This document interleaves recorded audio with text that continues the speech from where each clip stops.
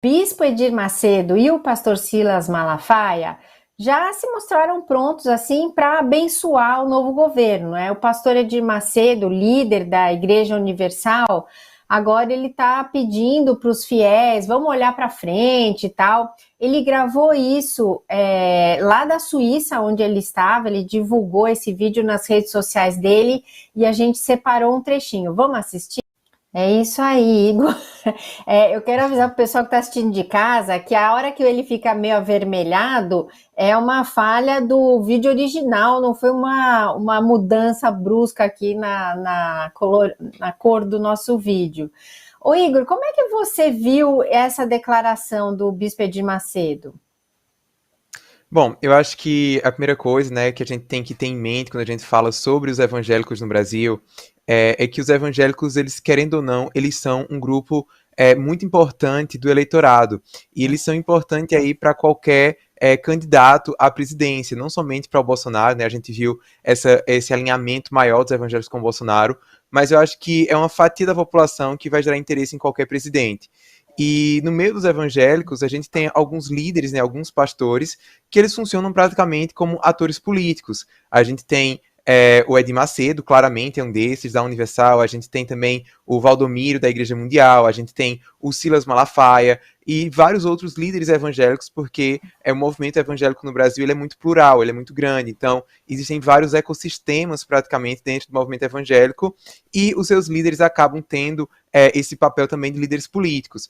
Então, eu acredito que há sim alguns interesses, principalmente da parte do Edir Macedo, de querer se aproximar com o governo, porque ele tem, por exemplo, umas questões para resolver em Angola, né? A igreja dele foi proibida de funcionar em Angola, então ele precisa aí da diplomacia brasileira, do Itamaraty, para poder resolver essa situação.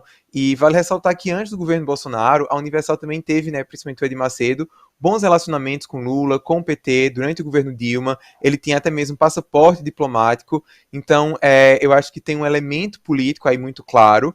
E para justificar agora esse realinhamento, ele está fazendo uso de princípios bíblicos, né? Porque a Bíblia fala claramente que nós devemos orar pelas autoridades, para aqueles que nos governam, independentemente de quem esteja no poder. Então, se o apóstolo Paulo escreveu aquilo num contexto do Império Romano, de grande perseguição, então não teria problema eles aplicarem isso hoje para Lula, que é quem eles colocam, né, como sendo aquele que pode vir a perseguir a igreja evangélica no Brasil.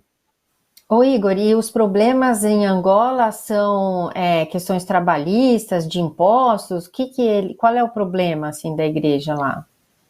Então, são várias complicações, né, da Igreja Universal que violou algumas leis do país e a igreja ela foi expulsa, né, foi proibida de funcionar. Na verdade, essa relação do Edir Macedo com alguns países da África ela é bem complicada, né, porque a Universal ela tem sedes no mundo inteiro e isso nem sempre é visto com bons olhos, né. Esse é um tema também interessante porque faz parte da Declaração Universal dos Direitos Humanos. Esse direito é um direito à liberdade religiosa, você fazer proselitismo, no caso seria você evangelizar e tudo, mas muitos países não mantêm isso, não entendem isso como sendo um direito, não asseguram isso. Então há muitos países ao redor do mundo em que para você construir uma igreja você precisa ter uma autorização do Estado e até mesmo para fazer reformas na igreja você precisa ter essa autorização. Aqui no Brasil é apenas uma autorização que as igrejas buscam se regulamentar na questão do funcionamento de corpos de bombeiros, mas não, para abrir igreja, para você, em alguns países, a própria conversão, né, você mudar de religião, isso não pode, em alguns casos é punido com morte, então tem essas dificuldades aí também que muitos evangélicos enfrentam, porque o Brasil é um país que manda vários missionários para outros países, e vez ou outra eles precisam do apoio do Ministério das Relações Exteriores para intervir.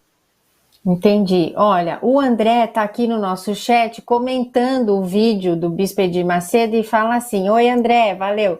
Ele fala assim: perdoar o quê? Esse doido que tem que pedir desculpas pelas fake news sobre fechar igrejas, né? Até pouco tempo atrás estava falando que o Lula ia fechar a igreja e tal.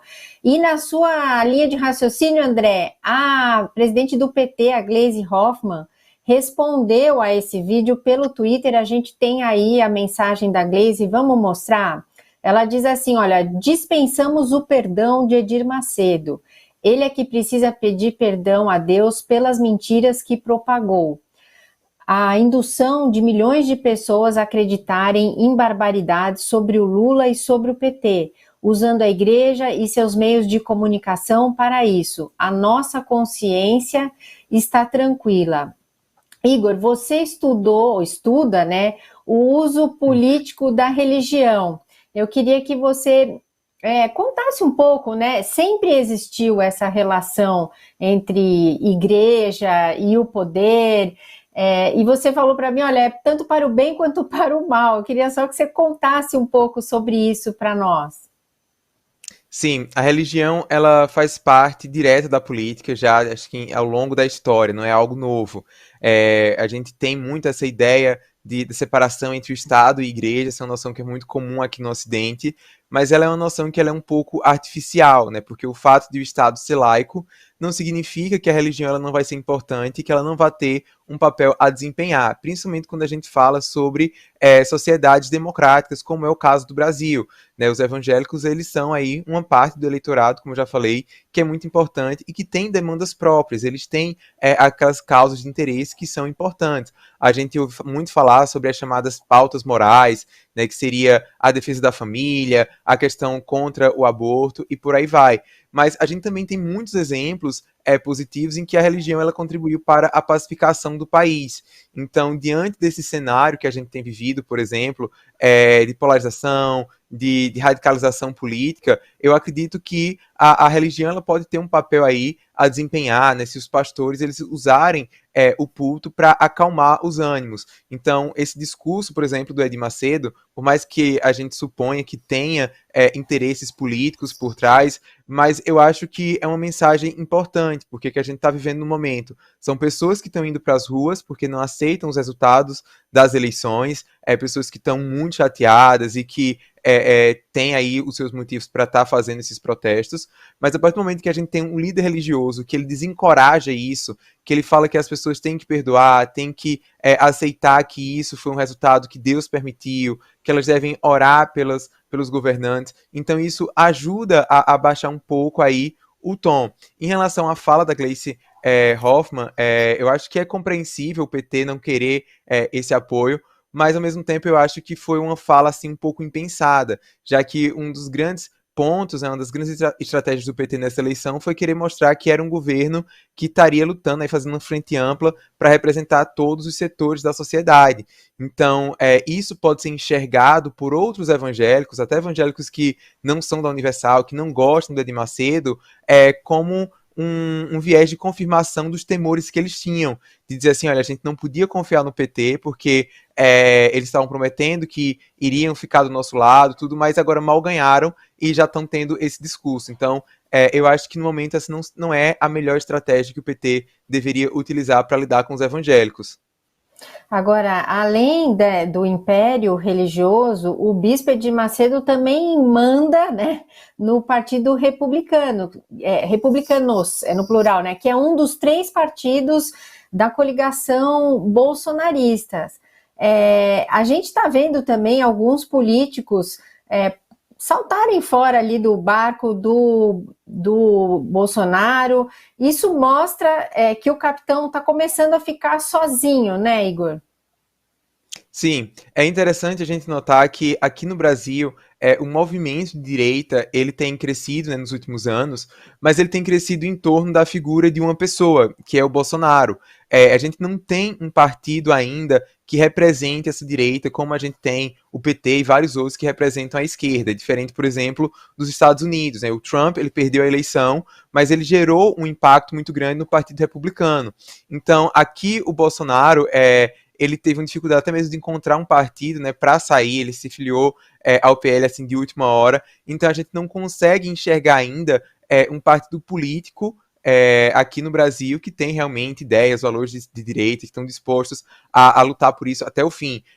Esse movimento ele ficou muito mais atrelado à figura do Bolsonaro.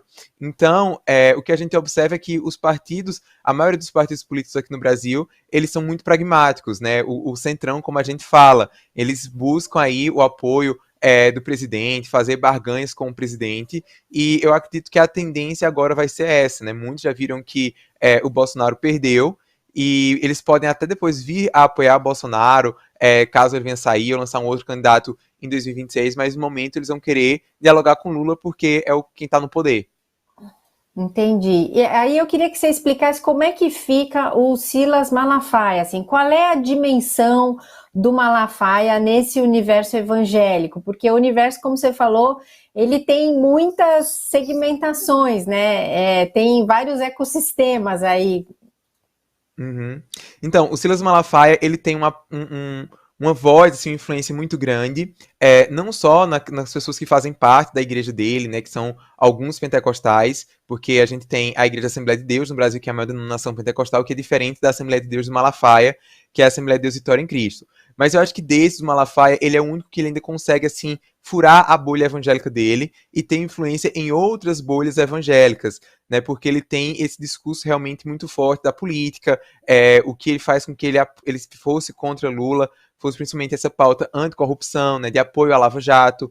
No próprio vídeo que ele lançou hoje, né, esses dias, em qual ele reconhece a vitória de Lula, o que também já é algo importante, porque mostra que ele reconhece os resultados aí das urnas, das eleições, de que não houve fraude, ele reconhece realmente que o Bolsonaro perdeu, mas ele reitera isso, de que ele jamais vai apoiar Lula, embora ele tenha até feito isso já no passado, mas agora ele não vai apoiar Lula por conta dessa questão da corrupção, mas ele reitera que vai estar orando por Lula. Então ele diz isso, que Lula ele não deve esperar o apoio dos evangélicos, ele não deve esperar o apoio do Malafaia, mas ele pode contar, com certeza, com as orações de Malafaia e dos evangélicos. Né, a gente tem também algumas notícias aí que mostraram que o PT já tentou mandar alguém para conversar com Malafaia, para tentar uma aproximação, e ele ainda está muito resistente a isso.